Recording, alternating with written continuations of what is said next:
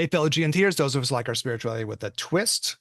Um, so we are at the very end part. Daniel and I were just talking off mic about this long series that we did about 9 things that can fuck up your life. And so two things are happening in this one for me, Daniel. One is that we're ending this, and it's been a very thoughtful thing to end this series for me. Yeah. And the other part has been I'm a little bit in kind of download retreat mode. I came out of retreat, you know, a week and a half ago, 2 weeks ago, Hmm. and but I still feel like I'm kind of getting the Buddhist goddesses whispering in my ear. So I'll try to share a little bit of this and Hmm. a little bit of that, and we'll see. Especially, it's really funny. Some like sort of at least semi-angry Buddhist goddess energy, which I will try to do my best to convey. I will try to be a voice box for the angry Buddhist goddess energy, and we'll see how it goes. Um, so I was it's funny because we were talking about this just before we went on mic, but I was being a little meta about this for me Hmm. because we do these little series, right? Yeah. And for me, I was trying to think, what is this about for me? And so whether it's people's cup of tea or not, I don't know. But we do them that way. And I thought, they're kind of Socratic in a way, right? You have like these dialogues and we kind of talk these things Yeah. through. Yeah. And other people get to participate in them, Yeah. you know? And I was looking at, I don't have it in front of me here, but I was like kind of showing some students, teaching my Chinese medical classes, one of the old Taoist books where they talk about uh, sexuality, and they're all in dialogue form, right? So Yeah. you get to participate in the dialogue with people, and there's no hemlock involved at the end, like in the Socrates thing. We get to go through and just have very nice glasses of Buddhist nectar. I'm just holding up our little icon over here on my cup. Yes. The martini glass of G&T nectar. Um, but we kind of talk these things through so people can participate. And what really hit me about it, I had a student who was talking about listening to a podcast about Isaac Newton and some aspect of Isaac Newton's life. He worked for the Royal Mint or something. And I was doing a lecture, and then the student was like, "Oh yeah, I was listening to this podcast. He told me in the chat about Isaac Newton." And I was thinking, that's cool. And I love rando information as much as anyone, Yeah. maybe more so, So I was like, okay, that's cool. And I was thinking that's a lot of podcast stuff is like that, this kind of like slightly rando information. And I love that too. But Hmm. what I was thinking about, at least what we're trying to do here, and what really hit me was you and I are really fucking serious. We are Mm. two serious individuals, and we really care about this shit like a lot. Hmm. It's not general info for us. It's like of existential import, right? Yes. Yeah. Yeah. It's like deadly fucking serious Yeah. Like when I'm what we're doing. when I'm so like right now I am uh listening again to this book, The Essence of the Heart Sutra. Yeah, yeah, yeah. Okay. Mhm. And I've listened to it before, but when I listen to it, I'm not just listening to it. I'm literally trying to absorb everything as I'm hearing Yeah, it. Like yeah, oh yeah, yeah, got to remember. And like we were joking earlier, it's like, okay, here's a list of 37 things that are all associated with this, practice or whatever. And I'm like, okay, got to remember, okay, five, and then six, and then, you're, and yeah. then, The irony on Daniel, is I was just doing that 37 list over the retreat. there I you was go. just sticking it in the mandala because So there's a theory of how to do it. So you and I are in many ways simpatico as always. yeah, yeah, yeah, yeah. But no, but you're right, right. It's an important thing. I'm not just listening to it passively like a story. And I don't really do that with much of anything, anyways, to be totally honest. Like whatever I'm Yeah. into, I'm very into it. I'm like, okay, this is important. I'm taking my time and listening to it. Other than music, I think that's, I don't, everything else is done Yeah. with a level of reverence, really.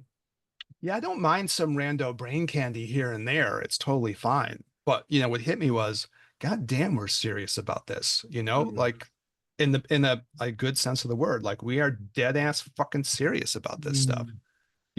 And even like in doing this project that we just finished, like I'm very serious about these 9 fucking obstacles. Hmm. And I'm quite sure that if you're not really careful with them, they will fuck up your life. I'm absolutely fucking positive on that Yeah, point. definitely. So there's just more oomph behind this. Yeah, no, You yeah, know, we're it's speaking from like experience. Believe it's it's yeah, it's like it's not. it's Yeah, we're human beings, right? And I think yeah, that's definitely been one of the things that has come up. And my teachers have talked about it. You've mentioned your experience with Gillick Rinpoche about this, but with my experience with my yoga teacher Andre, it's like when you're sitting at the helm of the class or at the head of the whatever teaching atmosphere, you are trying your best to channel and be with the methods and experience of what it is that you are trying to present, right? yeah. And you're almost in that moment, they'll say it like deeply, you're trying to like be an emanation, right, of a Yeah, Buddha yeah. or something like this. But then when you get down from that and you go like in the bathroom and you take a pee, like you're a human being. Yeah. And there is, I think, on some level, some desire to see people as one or more of the other. Mm, So some mm. people will view their teacher or their guide, we'll call them maybe, as something other than super, other than normal, beyond mundane, hyper mundane, Yeah. and then other people, in order to kind of bridge the gap between them and the one that they're learning from, want to see them as the same, very, very human, very real, very kind of connected to the reality that we're all sharing. And, based on how you do that, I think it affects the way that you practice also. Can you Mhm. accept? Because the thing is, it's like we've said it before, the tantric view, it's not what you're doing, but how you're doing it. So can you accept moving beyond conventional truth, moving beyond the appearances of things? Can you accept somebody for um, what they represent, not just necessarily like who they are in as a being, as a name.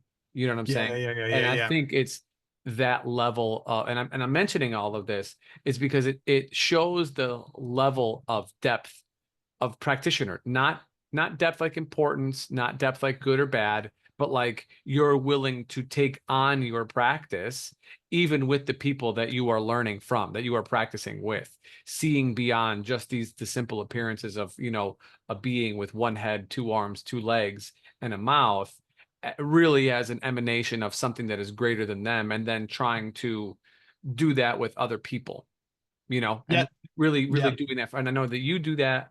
And Yeah. we always say try to see the best in people, but like really in the tantric teachings, it's not just seeing the best in people, it's seeing the best of people constantly, like always, always, can you remember Kind of that? seeing their inner divinity or something like that. Yes, Yeah. yes. And that's a serious practice. Oh, That's it's very deep. That's not Mhm. a flippant. It's not like, oh, I spend 10 minutes on my yoga mat in the morning doing some breath work, and then I'm a regular prick for the rest of the day. That's Yeah. that's not it. Those are moments of like reframing, and then you go about the rest of the day trying to actually practice, trying to actually do what it is that you are doing when no one else is around. Well, what's kind of trippy about it, uh, again, as I was thinking about just like, I don't know, sometimes things hit you with a certain force. And I was like, wow, we're really serious about this. Mm. And I was thinking about how hard it can be. Like I've been like a student in teachings, and you can kind of get the feeling of like, man, this teacher is just begging us to fucking listen to what they're saying. Mhm. They're like really trying to get us to understand, you Mhm. know? So even with like this thing that we've been doing, you kind of get to the point where you're like, okay, are we doing this or not? Like you should know these 9 fucking things. Yeah. And you should be looking at your life going, okay, are these things causing me a problem or not? Are they working or not working? This is what, these spiritual teachings are kind of trying to beg you to do, right? Mhm. They're begging you to do this stuff. Mhm. And I don't know, probably we don't, right? Or we could do it more. So Probably anyways, we yeah. probably don't do it prophylactically. I think Mhm. if you are, I don't like to use the word, but for the sake of conversation, I'll say conscious. And I know that it's kind of like a loaded term. Everybody's conscious, but I guess people understand what I mean in terms of like you're aware of your life as it is unfolding, right? So Mhm, you're mhm. aware simultaneously as things are happening. So if you are in that definition of conscious, then you might be aware as situations and circumstances arise, if you're familiar with these, 9 obstacles, that hey, this might be one of them. Oh, hey, my family of origin and my community of origin is having a lot of influence over me that I no longer vibe with. And I'm having to either create strong boundaries or completely break from that thing, which, you have had, I've had, many of our listeners have had. Can you recognize that? Right? Maybe not as it's occurring, but maybe immediately after you can go, oh yeah, because you might just feel in the moment, these people, I don't believe the way these people do. They're controlling assholes. This doesn't fit with me. But the goal would be to be like, no, yes, what you're saying is correct. Those people are assholes, and whatever they're doing is not good for your life and your spirit, more importantly.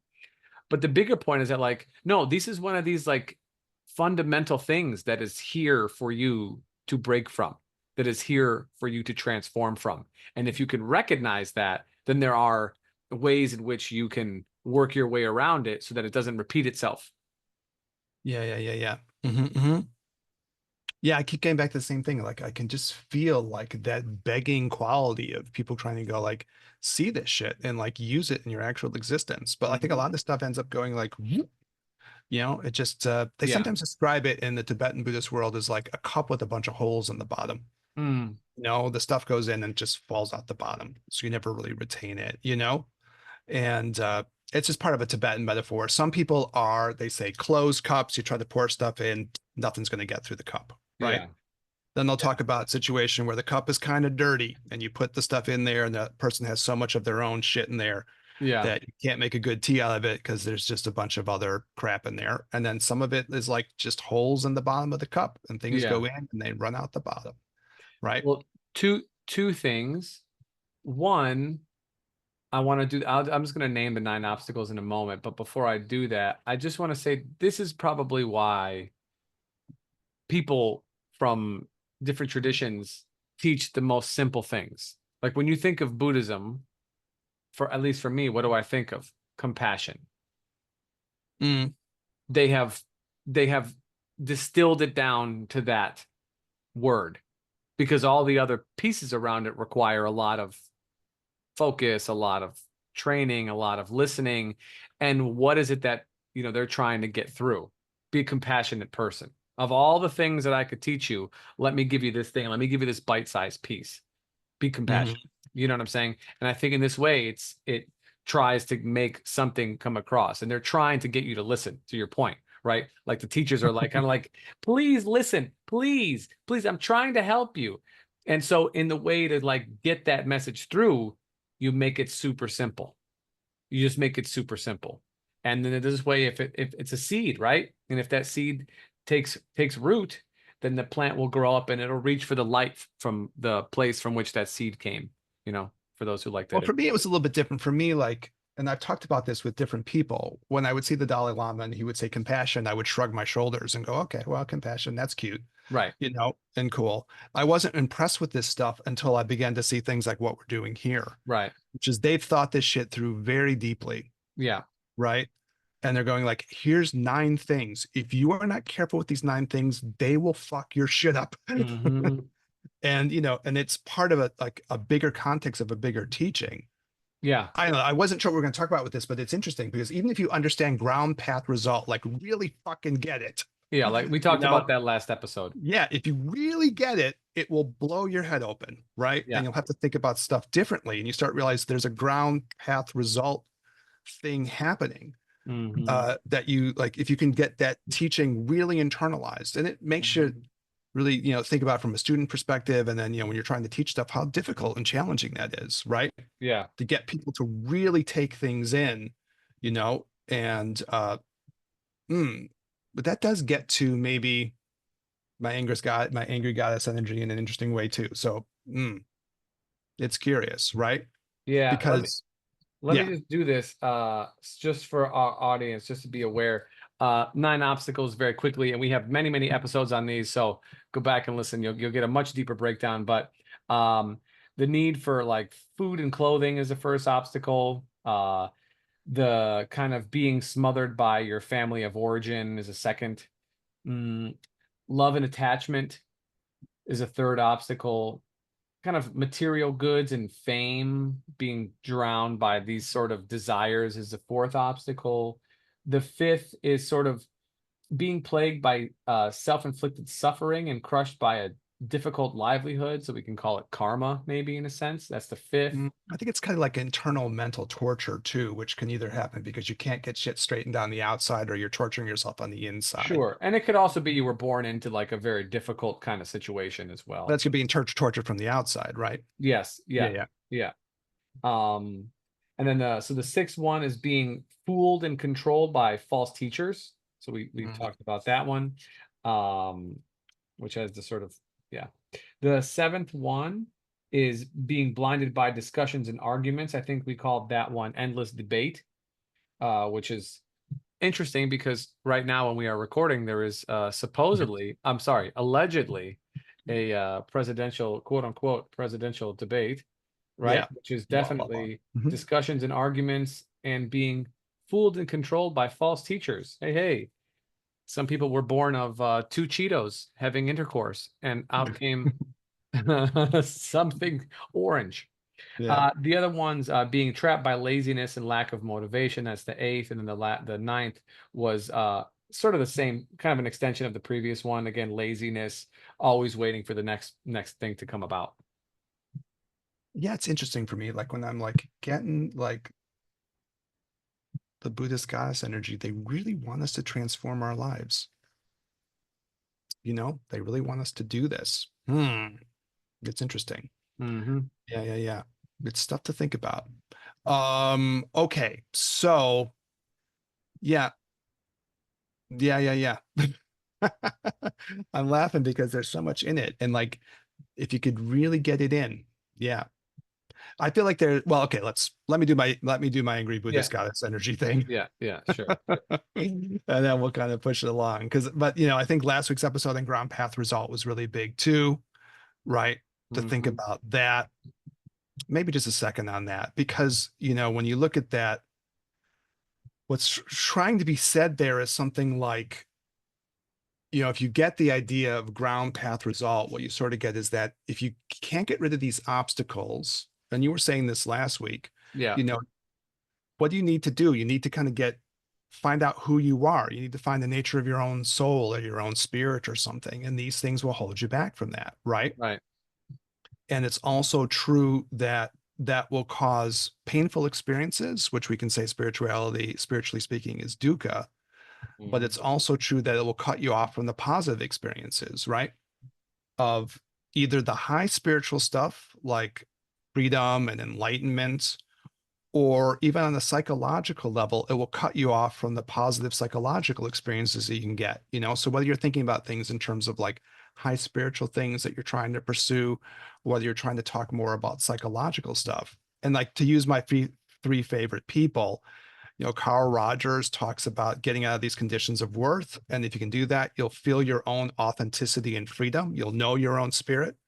You know, Daniel, what you were talking about is the way to get into this path in the first place, Yeah, right? yeah. Or if you go to like a Carl Jung thing and you get out of these things, you know, these traps, you'll get your own individuation and you'll understand your Mm-hmm. connection psychospiritually to things. And if we do my Wilhelm Reich thing, one of my other favorite psychologists that we've talked about with these things, if you can get out of this emotional plague, you'll be invested with more love and more creativity and pleasure. And, you know, those aren't enlightenment aspirations even per se. That's just what it means to be a happy person, you know? Mm-hmm. Now, the thing is, we were closing up the episode last week when we were talking about this.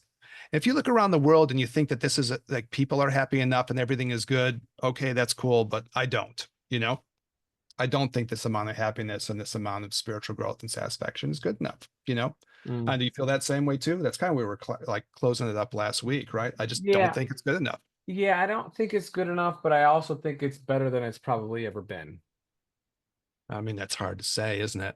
It's very difficult to say. I just looking at like conditions of society, the amount like slavery is looked down upon generally Yeah. by No, I know what you some, mean. There's you know what I improvements mean? in ways, right? People are more appalled by, well, relatively appalled by, genocide and wars worldwide. Like even in this Mhm. country, like the right and the left agree on very few things, but anti-war is definitely something that is on both sides for the on the extremes of both sides. They're both anti-war, which is super interesting at this particular time, But politically. I mean, do you think there's enough individual human happiness? And this comes from my teacher, Master Sheng Li Wang. He was like, no, I just don't, no. no, I don't think so. They're kind of But talking more like a sociological level. I know what you mean. There's more tolerance for more kinds of people, relatively speaking. You don't have to yeah, hide if you're yeah, gay. You don't have to hide as much if you're trans. You don't have to hide yeah, there are improvements. I'm not, and yeah.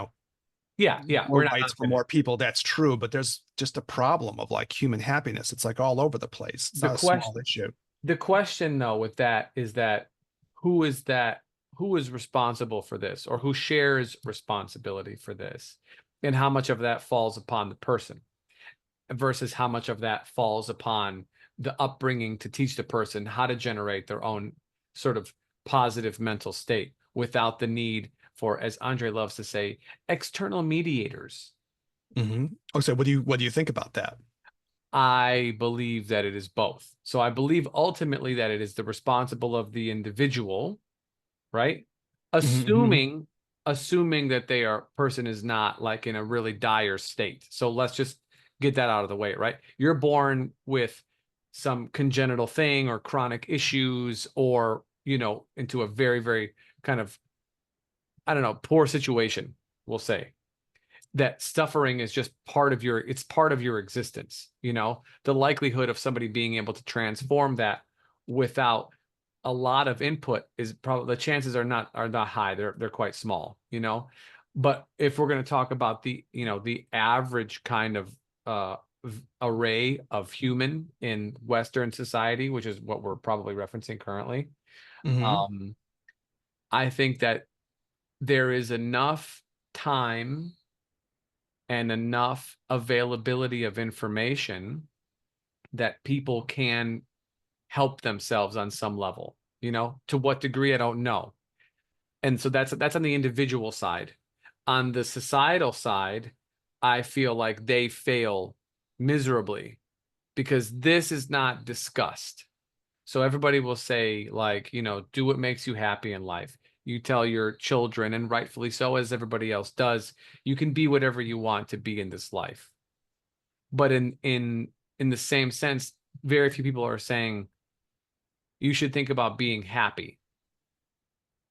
And I have some, fortunate, I have some friends who do quite well in life, some clients and some friends, and most of them will say, make money first, get happy later. And that's a nice position to have, and I think that's probably the Western view. Would you agree? I mean, it comes down to something, I guess we'll get to what the Buddhist goddesses say about this. Yeah, I mean, so I'll just finish Yeah. then. So this is my thought, is that that's what this culture is pushing. Make Uh-huh. money first, get happy later. Right? You can buy whatever you want, you can take vacations, you don't have to work, you can, whatever. Whereas I think if it was, maybe to your point, if it was flipped, things would be better. there would Yeah, yeah. there would be less suffering because there would be less desires. People would be more willing to kind of communicate more openly. They'd be more, maybe the tantalizing word we don't understand, compassionate. You know what I'm saying? But like they'd be just in a better place. And so the ride to wherever they're going to would be more joyful, would have more pleasure. Yeah, this is interesting. Like, okay, all I can say for me is in terms of like what I would teach my kids is I'm teaching my kids to stay away from these 9 obstacles. Mm, That's what I'm teaching them to do. mm, Don't get fucked up by these things. mm-hmm, Now we can frame that as an individual question or a societal question, I suppose. That's been somewhat of a point of like, you and I have slightly different takes on some of this stuff, which I think is good, right? mm-hmm. As we kind of like sort this out. But I mean, that's what I've tried to teach my kids. Don't let these things fuck you, you know? And then you'll probably be a happier person, you'll still have to figure out how you're going to weave your way through the world. Right. But that's a Taoist proposition, right? Hmm. Mm, okay. Well, I mean, maybe I'll do my little goddessy thing and we'll see what we think. Yeah, do it. All right. So I was on my retreat, and there's an interesting exercise, right? Where you can kind of get into something where it reminds me of like in the Kabbalah with like Rabbi Nachman, where he just says, you can just talk to God and just see what you hear back, right? And so I learned those meditations some years ago, and you'll be doing it. And sometimes you'll have the feeling like, okay, am I hearing my own thoughts, or am I hearing the thoughts of, what I'm trying to connect with, right? Hmm. That's an interesting exercise. And I've mentioned this before because Gelek Rinpoche would say, when you have some connection to the Buddhist divinities, you should just chat with them, Yeah. right? Talk with Tara and see what Tara says. And it can be interesting because, um, some of the stuff you'll feel like, okay, I agree with that. But sometimes you get thoughts that maybe you don't agree with, as we've talked about, or sometimes you get thoughts like, I agree with that, but I probably wouldn't have had that exact thought in Yes. that way, right?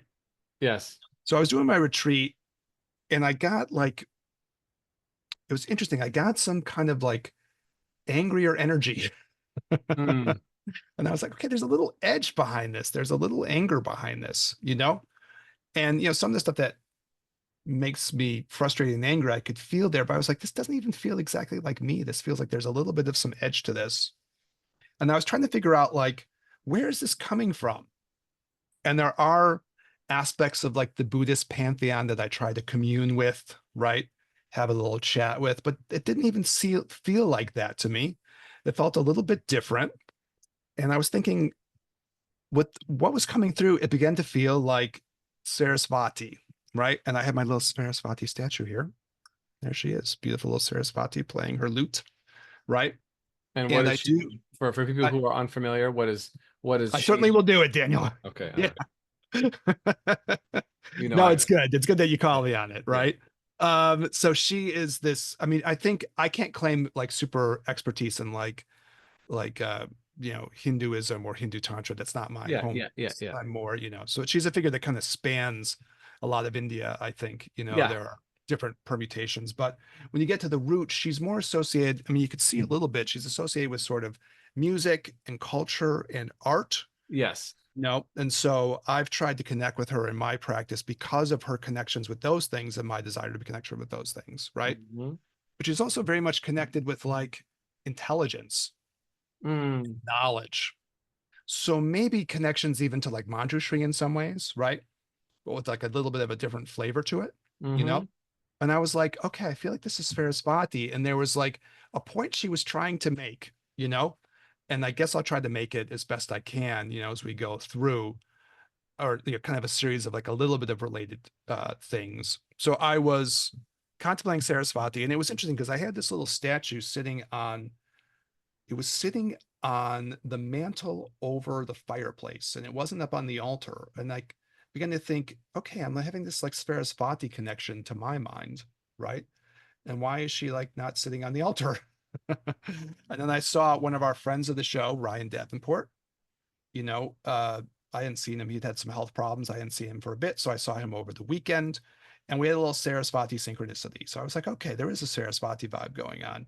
We were Mm. talking about, he had been on a little getaway to, I think, Michigan, and Michigan will come up again for me too.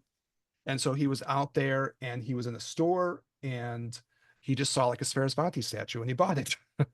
Mm. It's like, what a coinky dink. Mm. I've been communing with Sarasvati too. And we kind of talked about our various Sarasvati statues. And I thought, well, that's interesting. And, I would say the mantra to it, there's sort of a Buddhist version of the Hmm. mantra Sarasvati. So I looked her up in the book, and I didn't know this before, but in Tibetan Buddhism, there's these sort of protector deities. They're a little bit more aggressive, right? And one of them is Palden Lamo, and a little bit more of an aggressive force. And Sarasvati's tied into that too. So I was like, okay, that's interesting. There's a little edge on her. And in my daily practice, these are kind of open mantras. I say the mantra of this protector deity figure, and I say the mantra of Sarasvati like together, like every day. And I didn't even know they were that connected. So I was just kind of doing it, I guess, right?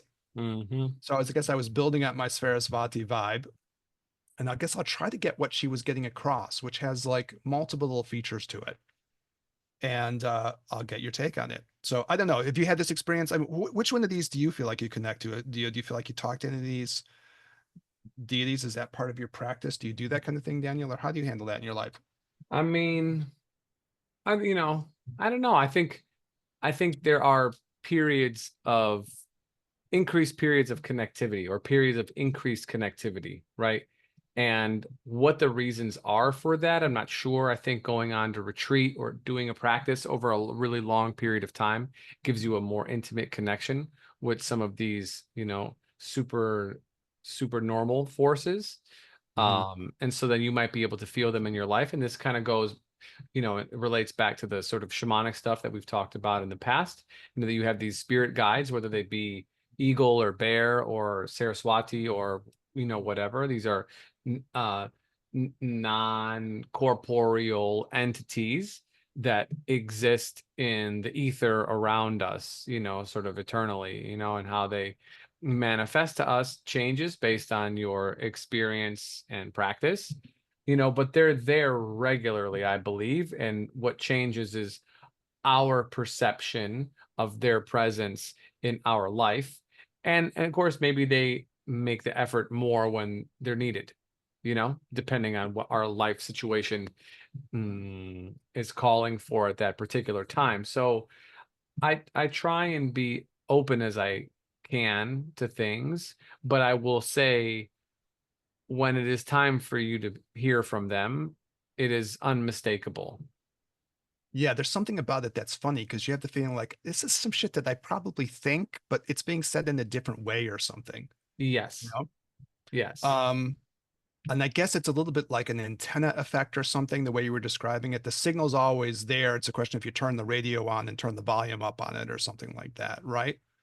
Though sometimes the signal will like amplify, when you need it or something, and the volume, the waves will get a little bit more intense and you'll pick it up anyways or something, right? So Pick it up more clearly. I don't know if I could attribute this quote to anybody because I think I might have said it. So I'm going to quote myself, which is like Hmm. one of the most egotistical things you could do in this lifetime, besides getting a portrait of yourself in your house. It's a little weird. It's a Yeah. little weird. But I don't remember who said it, so I can't give any credit to anybody else. But I do remember saying something like this because we're talking about this very thing, about hearing guidance, Mhm. from our guides, right? And I said there is nobody else's voice that we trust in the world as much as we trust our own. But this is the misleading part because when you hear something in your own voice, you want to believe it, but you could also Yeah. be crazy. You know what I'm saying?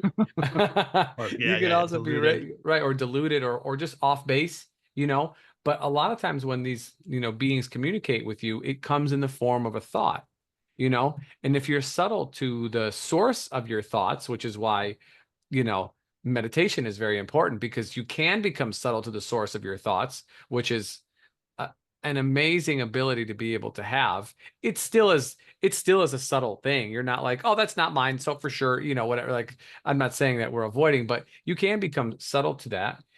You will know the way in which that thought is worded, that it's not from you. It's Yeah, yeah, coming yeah. from somewhere or someone or something else, and it's just pushing up in your brain like a sock puppet, you know? Yeah, it's an interesting experience because you sort of are like, well, I could have a thought like this, but I didn't think of it exactly this way. It doesn't feel like me. And even the Yeah, anger behind it was a little bit more, there's a little bit, in Tantric Buddhism, they talk about things being a little bit wrathful or a little bit fierce, and they had a fierce. little Yeah, ferocity behind it.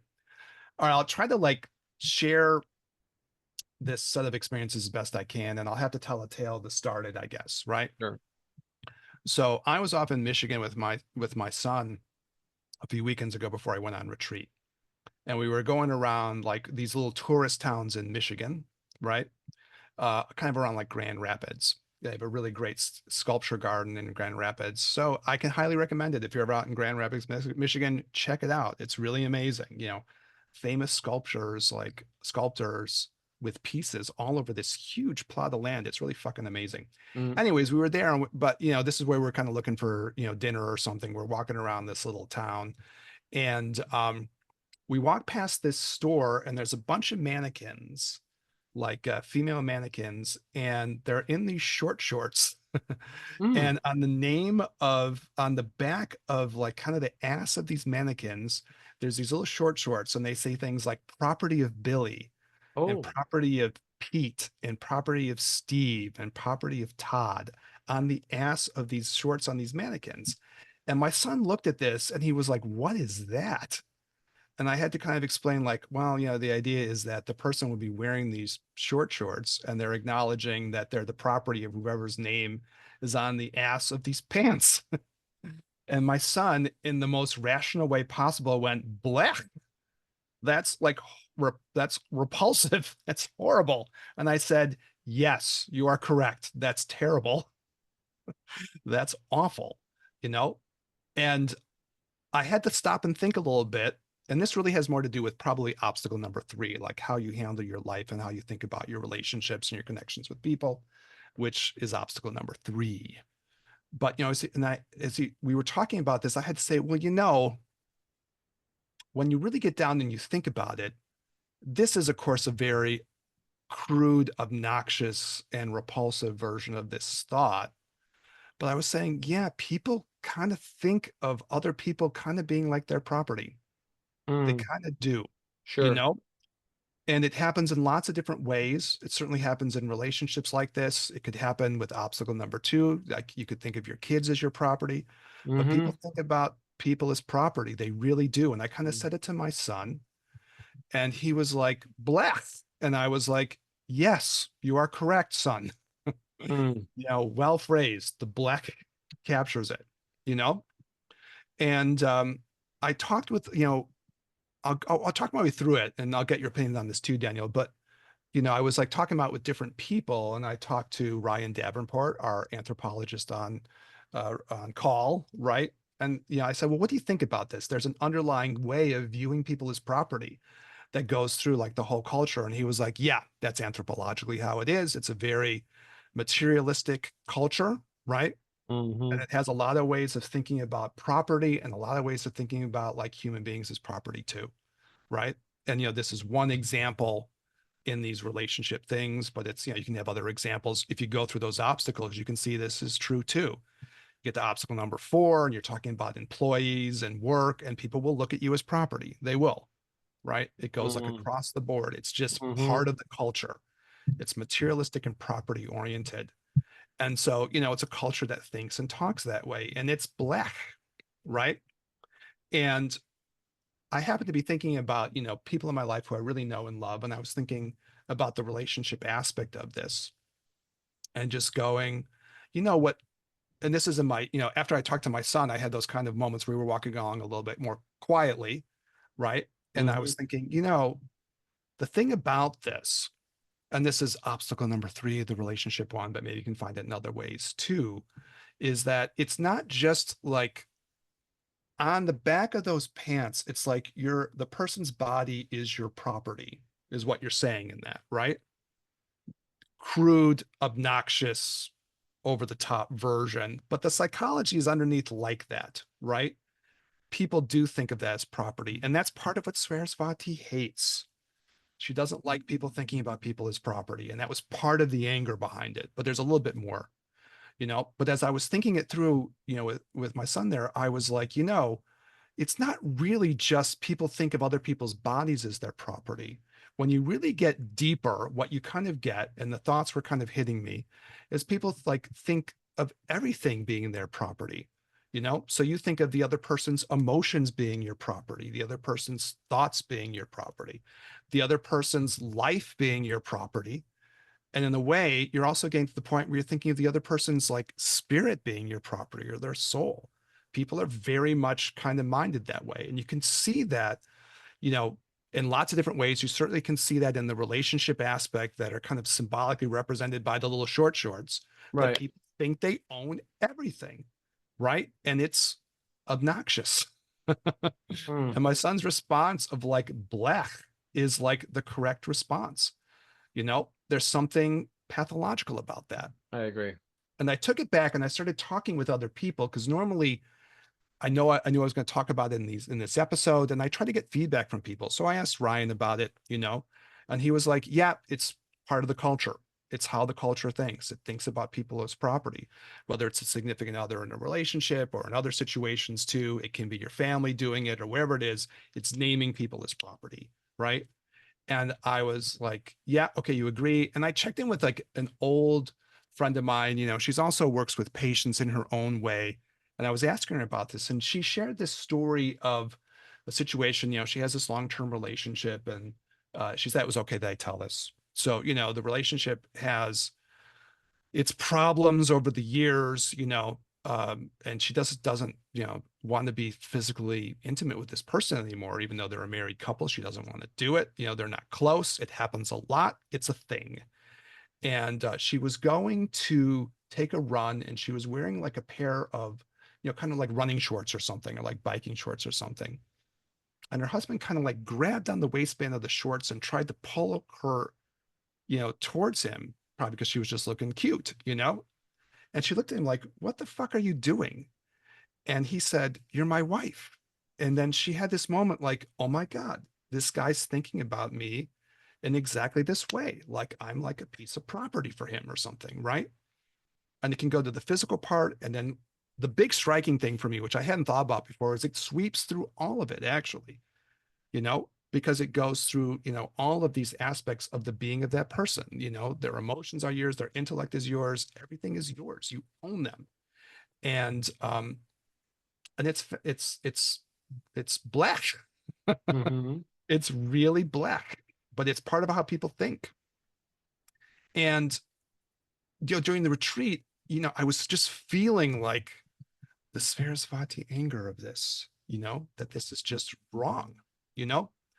And I've had like other experiences like this with the Buddhist goddesses where they've tried to make this point to me, and I haven't always shared it on the podcast in ways, but this point has been made in different ways. Um, and I've like, in certain ways, I've kind of run the experiment of this too. We're going to do karma mudra stuff, which is the use of relationship, potentially sexuality, in connections between people for spiritual growth, right? And when you go through karma mudra, just as a preview of that, you can see that they kind of talk about it on like different levels of connection between people that can be powerful, right? And we'll be doing some series of episodes going forward in the future about this, right? And they talk about, it's interesting. They talk about it in terms of like, it could be two people smiling at each other and looking at each other in the eyes. Mm-hmm. It could be two Mm-hmm. people holding hands. It could be two people kissing. It could be two people embracing in sort of more sexual ways. Right, And right. they kind of give this little tiering, and sometimes you'll see different ways in which that's described, right? But for the point of our podcast, and talking about it in the way we were thinking about it, you can have multiple ways of making connections with people that can be like karmically powerful, right?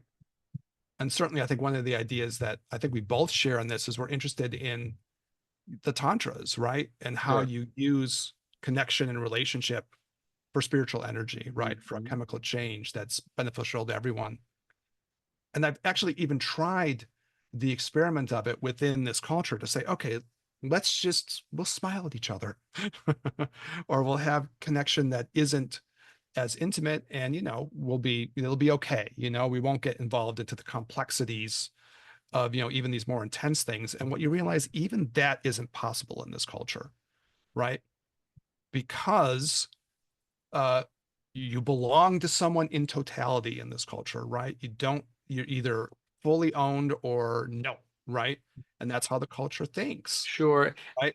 I feel like though, so I hear what you're saying, and you're saying is that like that your vibe is that there's a large form of kind of energetic resentment for this sense of possession, personal possession of other beings, right? In summation. Yeah, and like the I mean, we're talking about Buddhist tantric energy, and it doesn't like it. Right. So It yeah, really doesn't like it. And I'll say one other thing about Daniel, and then I'll give you the floor. Sorry about this. But my point of this a little bit is that if you, in that moment where you know that you can't be intellectually, emotionally close to another person, your property. In that moment, your property. You should know it, right? Mhm. I'll finish it. Sarasvati's thing is something like, if you reason that through, you should be able to know that, right? You are being framed as property, or you're treating someone else as property, and it's wrong, and it pisses her off. But the other thing she was saying that was so interesting that I wouldn't have had this thought is she was trying to say, because she's a goddess of reason, she was saying, if you have that kind of thought within you, it's wrong, and you should know that by reason. And that was the part that I probably wouldn't have thought of myself at all, right? She was saying, if you reason this through, you can come to the conclusion that this is not right, you know, just by use of your reason. And it's that part of the Asian cultural tradition where they're trying to explain, yeah, you can come to the reason at the end. Do the analysis, use your reason, and you can be able to see this, whether you have any, you don't have to look it up even in an old Buddhist book or find it in a Chinese scroll. You can just do the analysis. And if you find that that's the case somehow, that's just wrong. No Right. matter what part of life you're talking about, there's something Yeah. toxic Yeah, I about get it. that. Yeah. Anyways. So yeah, I don't know. I lost my Oh, train I'm of thought, but sorry, that's dude. all I right. didn't mean to do. Yeah, but Yeah, I mean, it was like getting yeah, to the yeah. No, punchline no. of the I thing. get it. I get it. Yeah, so okay, so that's what you're saying. You're just saying that you feel like you see it, you felt it, and you see it in existence, and you believe that is an Not that is a, me. I'm saying yeah, but it's no, but yeah. right, no, but no, but you saw it when you're walking with your son in terms of right you're seeing Yeah, yeah, yeah. synchronicity in real Mhm, life, mhm. and that you feel that people's energies need to be free, and if they're going to work with other people in a kind of a spiritual manner, that they can't be possession of someone other person, that they should enter into it. So moving beyond, so taking your insights, taking the message and moving it then into like, how can we transmute that into something that we could say people to give them some, using reason, right, moving forward, say, okay, if you have found this to be a case in the case in your life, right? Whether you're male, female, and you are being possessive or you are being possessed, right? Mhm. You found this to be the case. You've thought about it, you're looking at it, and you're like, okay, you know what? Maybe this doesn't feel right. You want to make a change. But if we're going to approach it from the place of energy before form, right? So meaning that like there's a metaphysical quality to the power of our words, to the intentionality of why it is that we are sharing this. This is what I'd like to finish with. For me, I think it would be that the most powerful union are ones of free will, because the combined energies of the people in practice are free. Your will is still yours, and you are Mhm. choosing freely of your own accord to enter into a union of some type, whether that union be a business partnership, whether that union be a tantric kind of, sexual union, or whether that Mhm. be a sort of, meditative partner, or spiritual friend, teacher, student, whatever it is. People are going to have different attributes that fill in different gaps on other people's minds. Mhm. I do that for you, you do that for me. That's fine, but there's a difference between filling in the gaps and someone trying to keep somebody else inside of a box. And you were mentioning um people thinking that they own people's, spirits and their mental emotional energy. I agree, but I don't even know if people think that deeply about it. I think it stops I with think, I think it yeah. stops with property of like, oh, you're my blank, therefore Mhm, I mhm, can mhm. do as I please. Do you know what I'm Yeah, saying? yeah, yeah, Like, and yeah. that's a toxic aspect of the culture. I think they're more materialistic than not. They're deeply materialistic. So it doesn't go all the way because they might not even be aware that those people have those aspects to themselves. But just to finish my point, I think that maintaining your own sense of free will and then bringing that together with another person's sense of free will and then forming a union based on this, whatever that relationship might be, this is the most powerful kind of position to work from, whether you're starting a practice, of any type, Mhm, would mhm. be something to would be something to strive towards. So sort of reclaiming as much of your autonomy as you can, and then you choosing what to do with that. That's kind of like this is where my mind is moving towards. Yeah, interesting. I guess we'll both talk through what we make out of it. All I can Yeah, say is something like, I think, like as far as the message I'm getting on this, it's strong. sure. It's like if you look inside and you find that part of what's happening is this underlying psychology, it's wrong. Hmm. It's a strong message, you Hmm. know? And like as I was sitting there on the retreat, I was like, man, this is like, I mean, I would certainly agree with those thoughts, but it was like strong. It was like Sure. a lot of force behind it. Like, Yeah. no. And I've had it before, kind of with one of the different Buddhist goddess things where they're like, no, what you have to understand is if you have this underlying thing, you're going to create a shit ton of what you would call kleshas in the Buddhist world, right? It's going to create all kinds of negative mindsets, right? Hmm. And in, you know, kind of like Buddhist thought, you know, you have the five major energies or the five major phases, you know, elements that make up the body, and they each have a klesha with them. We've done this at other times before, right? But, you know, possessiveness, jealousy, and envy is the klesha that has to do with the wind energies, Hmm. and greed and those kinds of possessive feelings have to do with Hmm. the water energies, and toxic attachment has to do with the fire energies. Anger comes out of these things. You'll get a lot of angry behavior that come out of this kind of stuff. And then, you know, ignorance is, right? Because the whole thing is kind of based on an ignorance. Right. And it, Right. like, all I can say is, you know, I was doing these meditations some years back and this blamed into my head, like, see, do you see this? You know, this underlying way of thinking is going to create a ton of klesha. You know, no matter what part of life you're talking about, if you think you own your kids, if you think you own your partner, if you think you own any of these things, and what you might find if you analyze it further is that you really do think that you own them because you're making demands of all of them. You're not, they don't have the space to do these other things, right? Mhm. You know, and you find that maybe you're looking at your kid and you're like, you're thinking of them as your property, and you realize you feel on subconscious level that you own all of this stuff, or the way you're treating them has that effect. And like all I can say is like Sarasvati was like, no, Hmm. strong, no, stop this, So then, stop thinking this way. right, I'm getting right. emotional because I can feel the energy of it. You know, when the treat, it was like strong. It wasn't fucking around. It was serious. Yeah. You know? So then, Yeah. so then, what is the, you know, what is the takeaway? What is the conclusion other than that's not good? You know, what is the movie? What's the alchemical kind of seed of awareness that you can share based Well, on, I mean, what more can you say? Stop it. right? But Stop thinking this way. right, but what if you're not thinking So, that way and you're on the other side? well, then your behavior will change. You'll treat people differently. Right, but what if you're the one who is in, what if you're the one wearing what if you're the one wearing property of Matthew on your ass? Well, then you have to stop that from that. The guys just want you to stop that from that side too. Take Well, those fucking shorts off. what if you're not aware? Take those short shorts off, rip them up, toss them in the trash. Don't do that anymore. But what if you're not aware of that? Well, that's what I'm talking about. It. Right, but Sarasvati is trying to how scream about this. how would one become aware of that?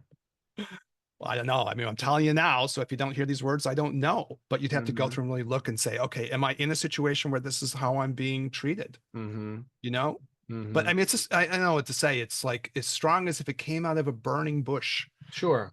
howling, saying, stop these ways of thinking. Yeah. Yeah. You know, No. and when you really get to a lot of these obstacles, this kind of stuff is lurking behind a lot of that stuff. Right.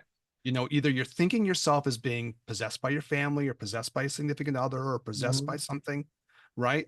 You know, and or you are in some level trying to do that to somebody else. Hmm. And we can, I mean, you're asking me this question of what to do. All I can say is I'm telling you that this is the message, Okay. right? So it You starts know, with and awareness. it starts with the awareness of that, I suppose. And then, I mean, you could trace that through a lot. You know, you might have to, you know, if you have to challenge your family or challenge a partner or challenge the way you're being thought of in some Sure. other place, you might have to do that. But what they're kind of saying is that this is a psychological problem that's like sweeping and it has to go. Sure. You know, I mean, I I don't know what guess, to say. I'm like, yeah, yeah. when I No, was no, thinking about I doing hear the you. episode, it's like, okay, I'll do the best to try to say this, Yeah, Saraswati. yeah. No, no, I understand. I think, You know? I think maybe the only thing I could say is that you have to start with yourself. And if you start with yourself in terms of the way that you view others and things, and if you work on your own level of possessiveness, right, your own level of ownership, if you will, then you might be aware of that in others. Because I mean, at the end of the day, all that we can do is begin with us. We begin with us. The work has to, start and stop with us and our interaction with reality, right? Because without that, I can't, if I don't even know that I'm doing it, I might not be aware that other people are doing it. But if I can use my awareness and use this conversation to say, okay, oh shit, maybe I do that with a blank, with my dog or with a friend or with I have expectations, you know, attachments to an outcome that I believe I should be able to control, then that might be detrimental to our relationship, and therefore I could be the sort of seed for change in my own mind to see if I am on the other side of that, Venn diagram for somebody else. I mean, it's interesting, we can see whether, when you and I talk about this as two people dialoguing on this, whether we agree on this even or not, as to the seriousness of the problem. But it was interesting for me, like being in this retreat mode, going like, wow, there's a lot of force behind this thought, and the thought is like getting really down to the root of like saying like, no, this Yeah. has to stop, down to the point where, you think you possess the earth and you're going to Right. trash Well, it. It's yeah. I like mean, going right. down to like they're Well, saying, yeah. no, I mean, it's stop this fucking thing. yeah, Stop yeah, it, because yeah, it's destructive. It's toxic. It yeah, has to go, yeah. I you agree. know? And it's like, and like, it was a weird experience, and I was trying to go like, okay, do you want me to talk? Do you want me to talk about this, Saraswati? And she's like, try to say something about this, Yeah, just to get the point across. Like, keep like popping this, yeah, yeah. I understand. but it was strong, and I was like, I know this isn't even. I mean, I don't like this stuff. I mean, anyone who knows me, I don't like these attitudes. But it wasn't even my feeling. It was like there's something a lot stronger behind this, Sure. And I suppose as uh, a Buddhist tantric person, I'm going to be in line with a lot of these ideas. These are Buddhist tantric divinities, but it was like the force of it was like strong. It had Yeah, like a, I understand. like a forceful, fierce aspect. And Mm-hmm. like stop bullshitting around about it. Not, Mm-hmm. like really look at this and go, this is wrong, you know, Mm-hmm. like this thing has to go. It's not Yeah. a small point. And it was Well, interesting because I did ask other folks about this a little bit, talked a little bit about it with Ryan, talked a little bit about with this other old friend of mine. And she was like, yeah, no, this is a serious problem, yeah. and because these kleshas are at the root of so many things. She said it very succinctly. She was like the little transmitter of Buddhist, goddess energy in that moment. She's a tantric person too. Mm, And she said, this is why so many things go bad, you yeah. know, at the root. It's like a toxicity, like at the bottom, you Yeah. know? So, Yeah. anyways, All right. I did my thing, You did it. You did it. You definitely, you did and it. we all can process it in our own way. But Yeah. that was the thing. You So got I what you said, got. Yeah. yeah. Yeah. All right. Well, there you have it. Yeah. It's Yeah. interesting. Yeah. Yeah. Awesome. Well, we got your message out, so hopefully that'll be heard by some folks, and we'll continue on. Yeah. Yeah. Thank you, Saraswati. Yeah. There Yeah. she is, strumming away, Yep. And thank you, my a friend, little edgy on the lute. for riding on the ship with me, and thanks to our listeners for tuning in. Hit us up at ginandtantra@gmail.com. Leave a like, comment, subscription if you'd like on the YouTube channels. We don't hit anybody up, so if you feel free to share our work with folks, we definitely appreciate the shout outs and all the love that we get from folks. Hit us up on Instagram if you'd like to send us a DM or just like whatever one of our posts, the Gin and Tantra podcast, and we'll see you all around. We appreciate everybody's time and effort and energy tuning into what we do. This is a labor of love, so we appreciate the love back. And for Eric, this is Daniel. We'll catch you guys in the next one. Peace.